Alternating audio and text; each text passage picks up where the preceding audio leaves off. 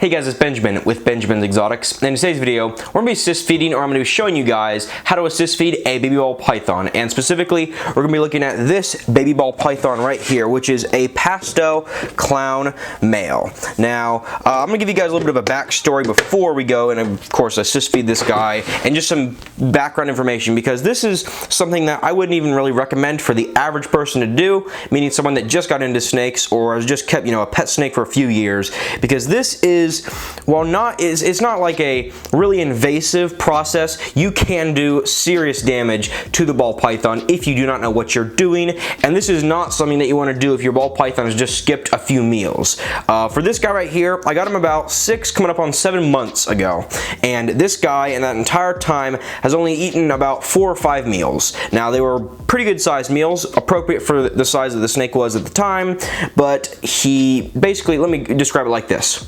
Got the snake, 2 months, didn't eat. I was like, okay, that's not really great for a baby especially, but then he started eating again.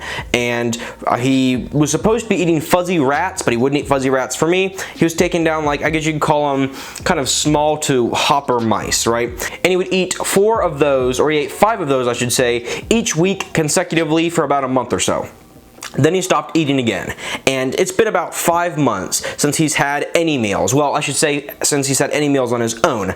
I've assist fed him about 4 fuzzy mice over the last, few weeks, and that's because I started to see him really start to lose body weight, and this tail on the back really started to be thin. You can even see right now, still a relatively thin tail on that guy. And when you start to see that tail thin out and really get loose skin, you really don't want him to go too much past that. He's got a little bit more energy back, and you can see he's definitely not, I guess, really thin, but he definitely does not have the weight he had when I first got him. So today we're going to be assist feeding him a fuzzy mouse. Now, you guys might be saying, well, that snake should be eating something way bigger than just a fuzzy mouse. But you have to understand that when you're assist feeding, we're basically going to be taking the snake's head, putting the mouse in, basically get the mouse's head into its throat and get it hooked onto its teeth. And we can't do that with a bigger rodent. Again, this is not really to have the snake grow. This is just to get the snake to start eating again, and just to give him a little bit of nutrients, a little bit of energy, so he can, perk up a little bit and hopefully do a little bit better for us. So again, before we go into this process, you guys are probably going to see this snake struggle, okay? Whenever you try to do this to a snake, it is not a natural process. They're going to fight you the entire way. So I'm going to have to hold this snake behind the head securely so he doesn't hurt himself by trying to, yank around or do whatever flips he wants to do to try to get away. And this is something you only do if this is like a last case scenario, okay? This snake, if he keeps going like this and he doesn't eat, this snake will starve to death. Okay, this is the last resort. This is the most picky ball python as a baby that I've ever seen. I've had adults go for like 6-8 months, that's fine, but as a baby, they just don't have the weight to do that. So let's get straight into the video. We can go ahead and reposition the camera and get into assist feeding this guy. Okay, so this is basically the supplies and everything that we're going to need to do this minor procedure today, but again, very important to save this snake's life and make sure that he starts eating consistently again. We have just basic tongs. I wouldn't recommend using like the, reptile tongs that are made by Zoom Ed and stuff like that, the ones you have to basically that are just big tweezers. They don't really work that well, and for pushing the rodent back, this is going to work way better, so I'd recommend getting a pair of hemostats just like that. We have the fuzzy mouse, which I just threw in just basically warm water, not boiling, but relatively warm. And you don't want to have this in cold water, because even though we are assist feeding the snake, you want it to still have that warm feeling, because what we want to try to do is kick the snake into having a natural feeding response so he can then chomp down on that rodent and swallow it completely, because we're not going to be shoving it down the snake's throat. Hopefully, as long as he does take it on the first try or so. Again, I've had them go sometimes where they'll spit it out like 2 or maybe even 3 times, and at that point, you really do have to, step it up to make sure that snake does get that meal, because they just spent all that energy and they need to get something out of it, or you can really have bad effects. So we have this, and then the other thing that is very important that I see some other videos not touch on is having some sort of towel or something like this. Now, this is of course going to dry off the rodent. More importantly, once we put him in this enclosure, I'm going to cover it up and just walk away for probably a minute or so, and then I'll check back. You do not want the snake to feel exposed, because if it feels exposed and if it feels like it's in danger at all, it will 100% spit this rat out. So we're gonna put it in here after we have it hooked on its teeth, put the towel over, leave it for 2 minutes, come back and see if it swallowed it. Okay, so we've gone ahead and let the fuzzy mouse thaw. And we're gonna go ahead and start assist feeding this guy in here. Again, he is probably gonna struggle. He is probably going to fight the entire way. So it's not going to be the easiest thing to watch if you really love these animals like I do, and it's not the easiest thing to do, but it is very necessary to make sure that this guy does, you know, not eventually he will starve to death if he doesn't get this meal down. So, okay, let's go ahead and start. So, first thing I'm going to do is, I have to get a good angle on the camera, we're going to go ahead and take his head just like this. Okay, again, he's going to fight you the entire way, and it looks horrible, but this is 100% necessary. So, you're going to hold his head just like this. Again, you don't want him to be able to, you know, see what he's doing with his body, sort of fighting really hard. You don't want him to do that because he can really hurt his jaw and his neck if you're holding him just like that. So then all I'm going to do is take the back end of the snake and hopefully put it right there between my arm. Now, what we have to do now is take the fuzzy mouse and I'm going to put it in this snake's mouth. Now, if you just put it in its mouth, it's going to spit it out automatically. So we're going to have the head go to the back of the throat right about here, and then I'm going to try to hook the fur and everything else onto the snake's teeth. Again, this is a very delicate procedure, and you do not want to do this if you were not experienced, but again, to save this snake's life. So let's go ahead and start. So let's make sure the camera angle is lined up. Hopefully, focus. Okay. So firstly, again, he's going to fight you the entire way, and it's really better to have somebody else on hand, if possible, to hold the back end of this guy. Again, I really am trying not to have this guy get hurt at all, and it's as stressful for him as it is for me because I'm really trying to make sure that he does good. So let me actually reposition real quick. Okay, so we're going to take the fuzzy mouse, just like that. We're going to put it inside of this snake's mouth. Come on, buddy.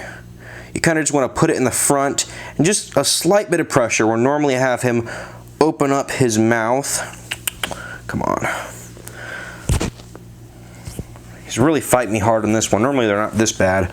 Okay, so just a slight bit of pressure on the front of his mouth is normally going to have him open up, and then there we go. So the fuzzy mouse is in his mouth. Now, we're going to let him just chill out for 1 second. Now I'm going to take the hemostats, and again, you have to be very careful when you're doing this. I'm going to just slightly push it to the back of the snake's throat. Again, try not to, you know, of course, cut him or do anything bad like that. Let him kind of relax for a second and go just a little bit further back. Again, this guy is really picky when it comes to even assist feeding. It's pretty hard to get him to eat anything. Hopefully we're getting in the shot. And once I have it just like that, I'm going to go ahead and shut this guy's mouth just like so. Okay, then we have to do this very quickly.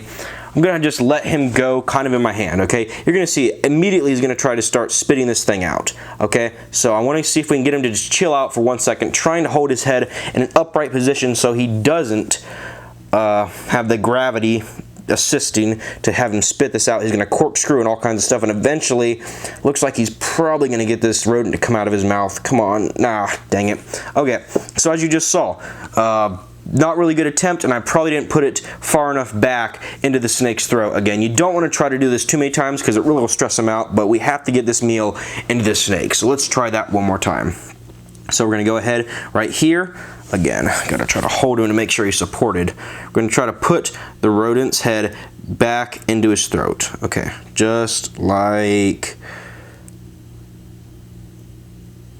that right there. Okay, now I'm going to actually push it back a little bit further this time, just to really make sure that this guy, you know, gets it down and he doesn't spit it out, because he is a snake that can be really picky. Even assist feeding is just hard to do with this guy. I mean, it's not easy with any snake, but let's go ahead and push it back into the snake's throat, just like that. Now at this point, this is pretty far back. He's not going to have to do much work to work this guy back, and hopefully he's not going to spit this rodent out. So again, I'm going to come here, close his mouth, and I'll even take his head just like that, close a little bit, and just pull just slightly to hopefully get that rat hooked on his teeth. Now, as you can see, he's got it pretty good in his mouth, and hopefully he's not going to spit it out. So what I'm going to do now is set him down in this container just like that. Put this, watch him for a second, put this lid on, and then grab the towel, cover it as quickly as possible, and I'm just going to walk away for 2 minutes. We'll come back and see if he's finished eating the rat. Okay, so it's been about 5 minutes, so fingers crossed we're gonna take the towel off and see if this guy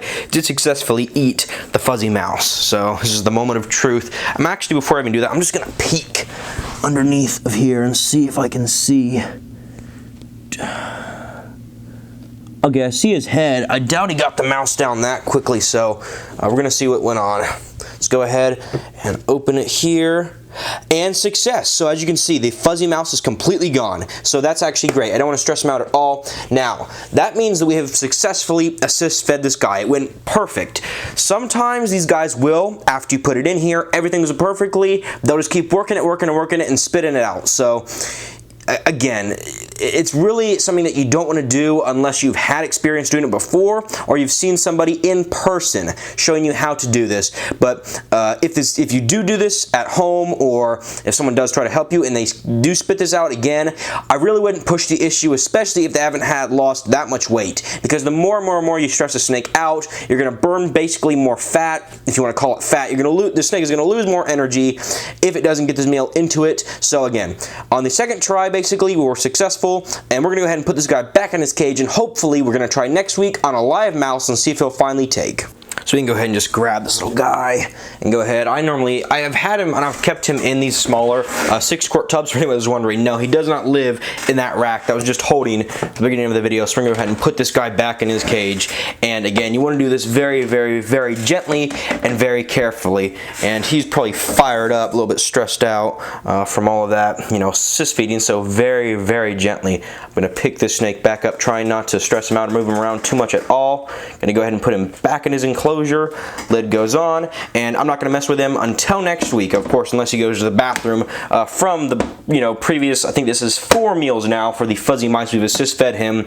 I won't touch him, okay, until the snakes are feeding again. You don't want to handle him, you don't want to stress him out in any way. You want to get him completely acclimated to, the kind of regimen and the process of eating, so hopefully he will be able to again eat on his own without having to be assist fed.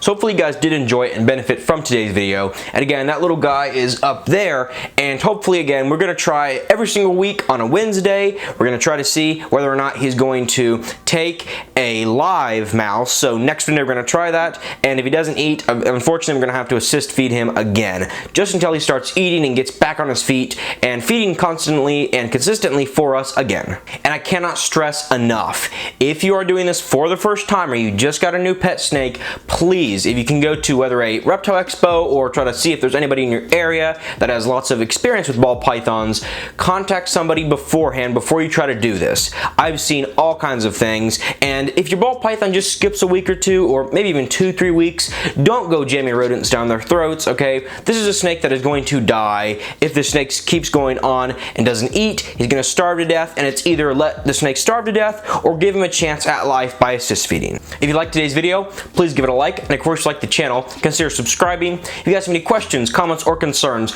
please feel free to leave all of those down in the comment section below. Thanks for watching today's video, and I'll see you guys in the next video.